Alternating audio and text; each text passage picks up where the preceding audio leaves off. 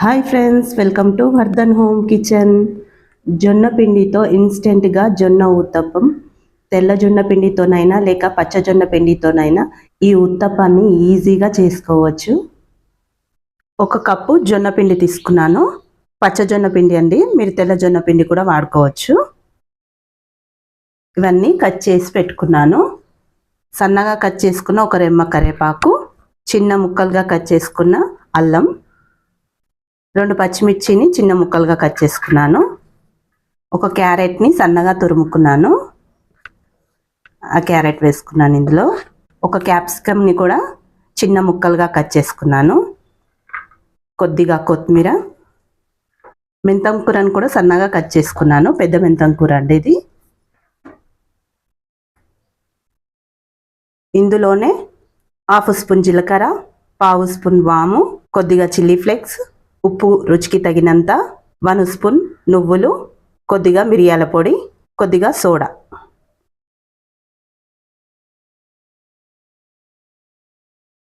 Crispiness కోసము ఉప్మా రవ్వ వేసుకున్నాను 1 స్పూన్. వీటినన్నిటినీ బాగా కలుపుకోవాలి ఒకసారి. ఇంట్లో ఏ కూరగాయలు ఉంటే అవి వేసుకోవచ్చండి. ప్రత్యేకంగా ఇవి వేసుకోవాలని లేదు, ఏవి ఉంటే అవి వేసుకోవచ్చు. ఇందులో ఉల్లిపాయలు వేయలేదు, ఉల్లిపాయలు కూడా వేసుకోవచ్చు. బీట్రూటు, బీన్స్ ఏవి ఉంటే అవి, ఇంట్లో ఏవి అవైలబుల్గా ఉంటే అవే వేసుకోవచ్చు. జీలకర్ర, చిల్లీ ఫ్లేక్స్, వాము మీ ఇష్టం అండి. ఇవి వేసుకుంటే వేసుకోవచ్చు, టేస్ట్ ఇంకా బాగుంటుంది ఇవి వేసుకుంటే. ఎక్కువగా వెజిటేబుల్స్ వేసాను, పిండి తక్కువగా ఉంది ఇందులో. ఆనపకాయను కూడా తురిమి వేసుకోవచ్చు, పాలకూరను కూడా వేసుకోవచ్చు సన్నగా కట్ చేసి. కొద్దిగా నీళ్ళు పోసుకుంటూ కలుపుకోవాలి.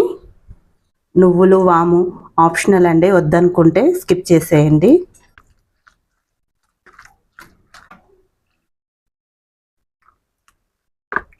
చూడండి, ఇలా ఉండాలి పిండి.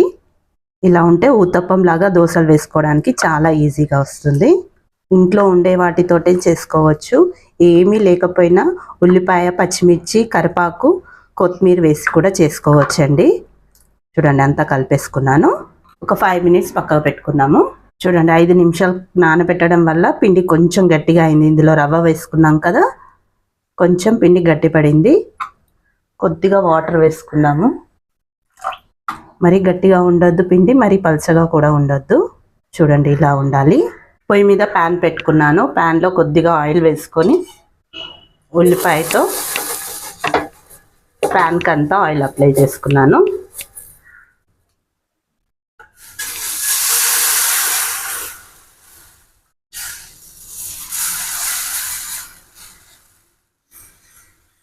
రెండు గరిటెల పిండి వేసుకొని ఊతప్పం లాగా కొంచెం స్ప్రెడ్ చేసుకున్నాను.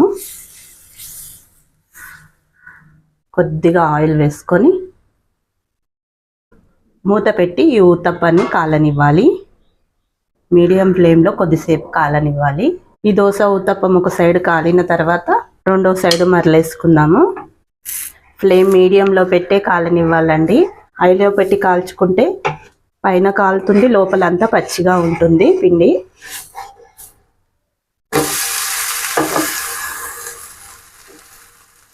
చూడండి ఎంత బాగా కాలిందో. మీడియం ఫ్లేమ్లోనే కాలనివ్వాలి ఈ జొన్న ఉత్తప్పాన్ని. రెండో వైపు కూడా కాలిన తర్వాత ఈ ఉత్తప్పాన్ని ప్లేట్లోకి తీసేసుకున్నాను. చూడండి ఎంత బాగా వచ్చిందో. పైన క్రిస్పీగా, లోపల సాఫ్ట్గా ఉంటుంది ఈ ఊతప్పం, జొన్న ఊతప్పం. ఊతప్పం కాలడానికి కొంచెం టైం ఎక్కువగా పడుతుంది. ఇంకో ప్యాన్లో కూడా జొన్న ఊతప్పం వేసి ఇంకో పొయ్యి మీద పెట్టేశాను. ప్యాన్లో కొద్దిగా నూనె వేసుకొని 3 గరిటెల పిండి వేసి పిండినంతా ఈవెన్గా స్ప్రెడ్ చేసి మూత పెట్టి కొద్దిసేపు ఈ ఊతప్పాన్ని కాలనివ్వాలి. ఊతప్పం కాలిన తర్వాత ప్యాన్ మీద ప్లేట్ పెట్టి రివర్స్గా తిప్పాను. చూడండి ఊతప్పం ఎంత ఈజీగా వచ్చిందో. ప్లేట్తోనే మళ్ళీ ప్యాన్లోకి ఈ ఊతప్పాన్ని వేసి రెండో వైపు కూడా కాలనిచ్చి ప్లేట్లోకి తీసుకున్నాను. ఈ జొన్న ఊతప్పం టేస్ట్ చాలా బాగుంటుంది. ఎక్కువగా వెజిటేబుల్స్ వేస్ట్ చేసినాం కనుక ఏ కర్రీ లేకుండా ఇలానే ఈ ఊతప్పాన్ని తినొచ్చు. టేస్ట్ చాలా బాగుంటుంది. జొన్న ఊతప్పం పైన కొద్దిగా క్రిస్పీగా, లోపల చాలా సాఫ్ట్గా ఉంటుంది. పచ్చజొన్న పిండితో చేసిన ఈ ఊతప్పం రెసిపీ మీకు నచ్చితే లైక్ చేయండి, మీ ఫ్రెండ్స్కి రిలేటివ్స్కి షేర్ చేయండి.